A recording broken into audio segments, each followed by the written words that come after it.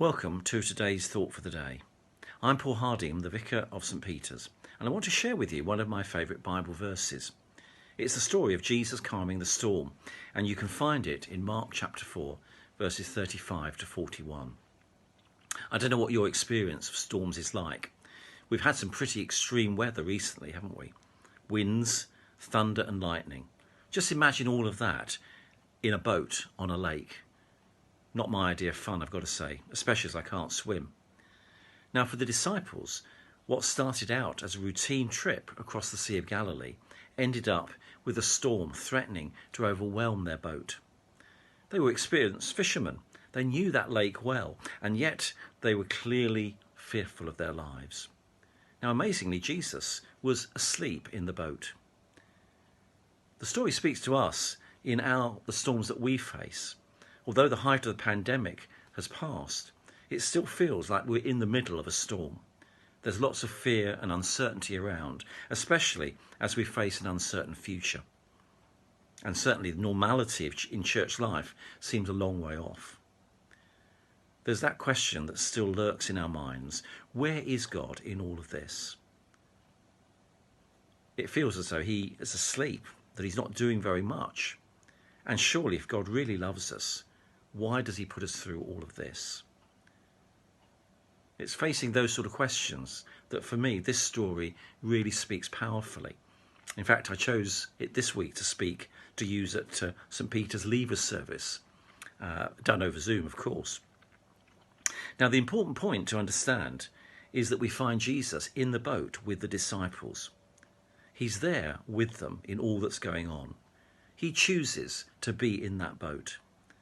And in the storms of our life, be it lockdown, health issues, financial pressure, relationship difficulties or setbacks, we know that Jesus chooses to be with us. He's going through the very things that we experience, and we can trust him as we do so, knowing that he's with us and he'll guide us through. As the book of Hebrews says, chapter 7 and verse 25, therefore Jesus is able to save completely those who come to God through him, because he always lives to intercede for them. Now, that's not the end of the story.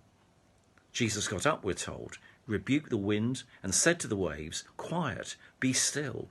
Then the wind died down and it was completely calm. That must have been amazing for the disciples. It reminds me of boat trips that I've had on the Sea of Galilee when I visited Israel. When you get to the middle of the lake, they cut the engine and there you are in the midst of that lake and powerfully experience the peace that the disciples must have experienced at that point in this story. What Jesus does is he demonstrates that he is Lord of the storm, that he holds our circumstances in his hands. When we feel that life is out of control, we can be confident of his control. And he calls us to trust rather than to fear, with the assurance that he is with us. Now, of course, things may not necessarily work out as we expect. Our plans and our timetable often seem inadequate. As we said, with those issues, those setbacks, difficulties that we face, we know that he will see us through. Nothing is outside of his control. But one other thing strikes me in this story. After Jesus calms the storm, we read the disciples were terrified and asked each other, who is this? Even the winds and the waves obey him. You see, the stilling of the storm challenged their understanding of who Jesus is.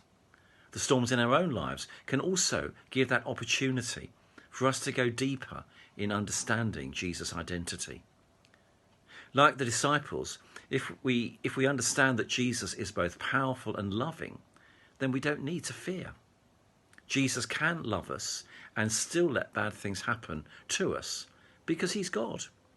His plans for us are a whole lot bigger than ours. He knows a lot better than we do. Just think about some of those things that you're struggling with at the moment. In C.S. Lewis's The Lion, the Witch and the Wardrobe, the words applied to Aslan apply very appropriately to Jesus. Lucy asks Mr. Beaver if Aslan is safe, and Mr. Beaver responds, safe?